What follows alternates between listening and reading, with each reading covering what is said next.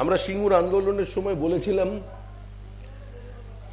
মুখ্যমন্ত্রী বুদ্ধদেব ভট্টাচার্যের কাছে প্রকাশ জাভড়েকরের নেতৃত্বে আমাদের প্রতিনিধি দল গিয়ে আমরা প্রস্তাব দিয়েছিলাম তাকে যে আপনার যদি 1000 একর জমির প্রয়োজন হয় আপনি প্রয়োজনে 1100 একর জমি অধিগ্রহণ করুন এবং পুরো ল্যান্ড ডেভেলপ হয়ে যাবার পরে এই 100 একর যেটা অধিকৃত বেশি করা হলো সেটা জমির মালিকানার অনুপাতে আপনার ওই ডেভেলপ ল্যান্ডের কিছুটা তাদের মধ্যে সেগুলো তাদের মধ্যে ডিস্ট্রিবিউট করুন।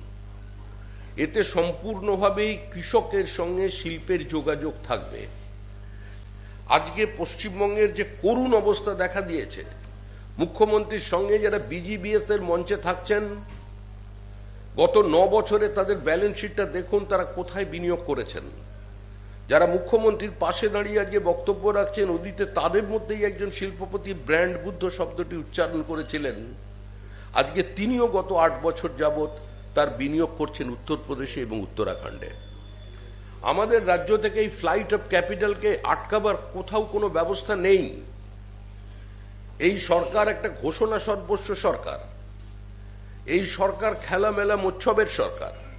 একটা সোশ্যাল ওয়েলফেয়ার স্টেটে প্রান্তিক মানুষের পাশে সরকার দাঁড়াবে, সরকার তাদের ডোল দেবে, তাদের অনুদান দেবে,